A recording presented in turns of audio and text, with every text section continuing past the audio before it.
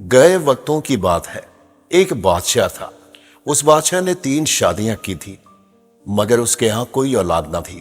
ایک دن اس نے سوچا کہ اب میں بوڑھا ہو گیا ہوں اور میرے بال بھی سفید ہو گئے ہیں۔ میرے مرنے کے بعد اس تخت و تاج کے وارث اور لوگ ہوں گے، اس لیے بہتر یہی ہے کہ خود تخت و تاج چھوڑ کر کہیں چلا جاؤں۔ ایک دن اس نے اپنی بیگمات کو طلب کر کے کہا، اب میں بوڑھا ہو گیا ہوں لیکن میری کوئی اولاد نہیں ہے۔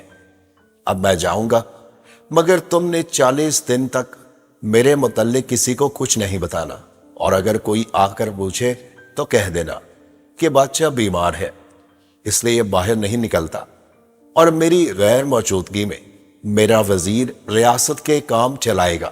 اگر 40 دن کے اندر اندر اللہ تعالیٰ نے میرے لیے کوئی وسیلہ کیا تو بہت بہتر ہوگا، اور اگر کچھ نہ ہوا تو 40 دن کے بعد تم تینوں کو اختیار ہے کہ جہاں چاہو رہو۔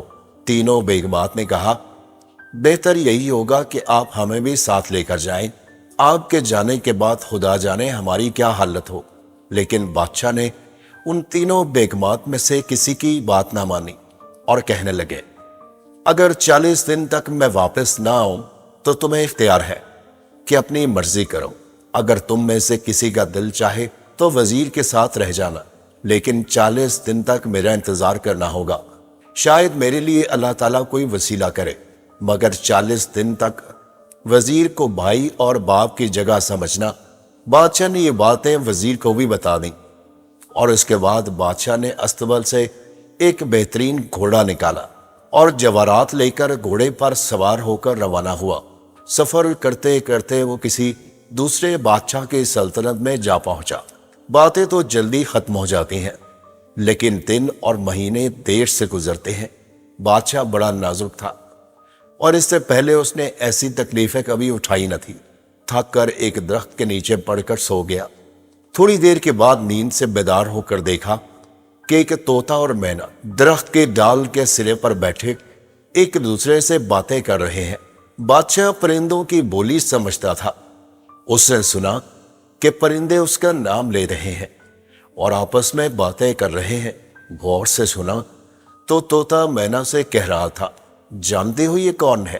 مینا نے کہا، میں جانتی ہوں، یہ ایک بادشاہ ہے اور اس کی کوئی اولاد نہیں ہے، اسی لیے اپنی سلطنت چھوڑ کر جنگل میں آ گیا ہے۔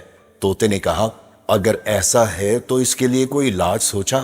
مینا نے کہا، علاج تو اس کا آسان ہے، لیکن یہ آدم زاد ہے، بے اعتبار ہے، نیکی کی قدر کو نہیں پہچانتا۔ اگر اس کے ساتھ نیکی کرو گے تو یہ اس کا بدلہ بدی میں دے گا، اس لیے اسے اس کی حالت پر چھوڑ دو۔ طوطے نے مینا سے کہا، تم اس کے ساتھ نیکی کرو، خدا کے ہاں نیکی رائگان نہیں جاتی، آؤ اس کے ساتھ نیکی کریں۔ تم اسے اولاد دو، میں اسے دولت دوں گا۔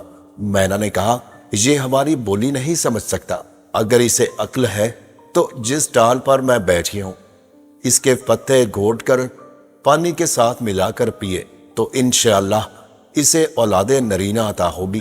مینا نے پھر کہا، اگر یہ بادشاہ 20 دن اس درخت کے نیچے بیٹھے تو 21ویں دن اس درخت پر پھول لگیں گے، اور جب وہ اس درخت کے پھولوں کو سونگھے گا تو 30ویں دن یہ 20 سالہ نوجوان میں بدل جائے گا۔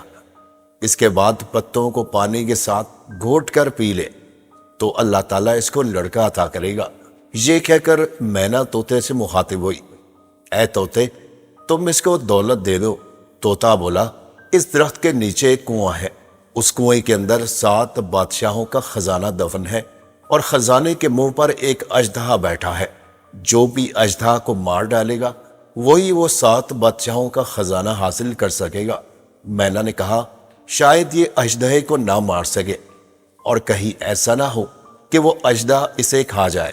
طوطے نے کہا، اس کا علاج بھی مجھے معلوم ہے، جس ٹہنی پر میں بیٹھا ہوں اس سے ایک تیر بنائے اور بسم اللہ پڑھ کر اژدہا کی آنکھوں میں وہ تیر مار دے، اللہ کے حکم سے اژدہا مر جائے گا اور دولت اس کے ہاتھ آ جائے گی، اور اگر خوش قسمت ہے تو ہماری باتیں سمجھ جائے گا، بد قسمت ہے تو سو جائے گا۔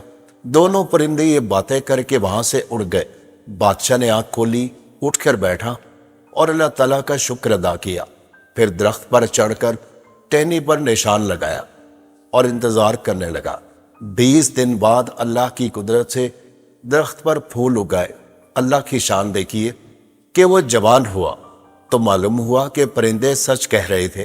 پھر درخت کے پتے توڑ کر وہاں سے روانہ ہوا اور اپنے آپ سے کہا کہ خزانہ حاصل کرنے کے لیے پھر کسی وقت آؤں گا اور اژدھا کو مار کر یہ تمام دولت حاصل کر لوں گا۔ پہلے اللہ تعالیٰ مجھے ایک لڑکا دے۔ بادشاہ وہاں سے روانہ ہوا۔ وہ بہت جلدی میں تھا اور سوچ رہا تھا کہ کہیں ایسا نہ ہو کہ بیگمات کسی اور سے شادی کر لیں۔ جب بادشاہ وہاں پہنچا تو 39واں دن تھا۔ ڈھول کی آواز آ رہی تھی اور وزیر شادی کی تیاری کر رہا تھا۔ جب بادشاہ وہاں پہنچا تو سارے شہر میں خوشی کی لہر دوڑ گئی۔ بادشاہ نے پتے پانی کے ساتھ گھوٹ کر پی لیے۔